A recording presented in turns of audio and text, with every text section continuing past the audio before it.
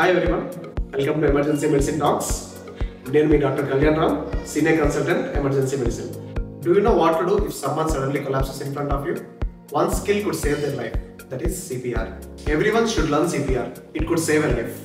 అసలు CPR అంటే ఏంటి? CPR అంటే కార్డియోపల్మనరీ రెసిస్టేషన్. CPR లో మనం ఏం చేస్తామంటే హార్ట్ యొక్క పంపింగ్ యాక్షన్ ఏదైతే న్యాచురల్ యాక్షన్ ఉందో అది ఉండదు కాబట్టి చనిపోయిన వాళ్ళను, కార్డియాక్ అరెస్ట్ అయిన వాళ్ళను మనం ఆ యాక్టివిటీని బయట నుంచి కంప్రెషన్స్ రూపంలో ప్రొవైడ్ చేయడం వల్ల వైటల్ ఆర్గాన్స్ లైక్ కిడ్నీస్కి, బ్రెయిన్కి రక్త సరఫరా మెయింటైన్ అయ్యి మనిషి బతికే ఛాన్సెస్ డబుల్ ట్రిపుల్ అవుతాయి.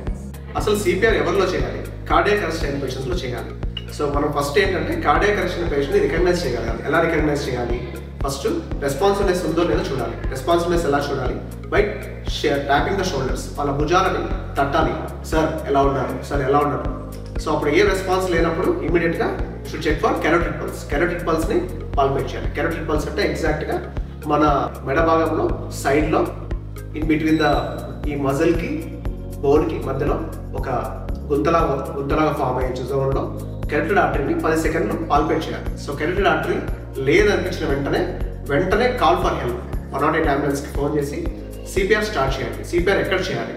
CPR exactly between the 2 nipples, centre of the chest, ఛాతీకి మధ్య భాగంలో, ఎగ్జాక్ట్లీ 2 నిపుల్స్కి మధ్య భాగంలో with 2 hands and place the heel of one hand and above that one hand and interlock your fingers. Interlock చేసి elbows స్ట్రైట్గా పెట్టి సిపిఆర్ని start చేయాలి. CPR ఎలా ఇవ్వాలి? ఎంత నెంబర్ ఇవ్వాలి? 30 చెస్ట్ కంప్రెషన్స్. ప్రతి 30 చెస్ట్ కంప్రెషన్స్కి 2 times బ్రీతింగ్ ఇవ్వాలి. బ్రీతింగ్ ఎలా ఇవ్వాలి? హెడ్ని ఇలా టిల్ట్ చేయాలి, చిన్ని ఇలా లిఫ్ట్ చేసి ఏదైనా మౌత్ టు మౌత్ బ్రీతింగ్ ఇవ్వచ్చు, లేదా త్రూ మాస్క్ ద్వారా బ్రీతింగ్ ఇవ్వచ్చు.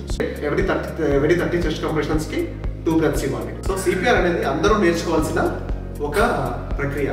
నాట్ ఓన్లీ డాక్టర్స్, అందరూ నేర్చుకోగలిగితే చాలా వరకు మనం మన ఇంట్లో వాళ్ళని, పక్కన ఫ్రెండ్స్ ప్రాణాలను కాపాడుకోవచ్చు.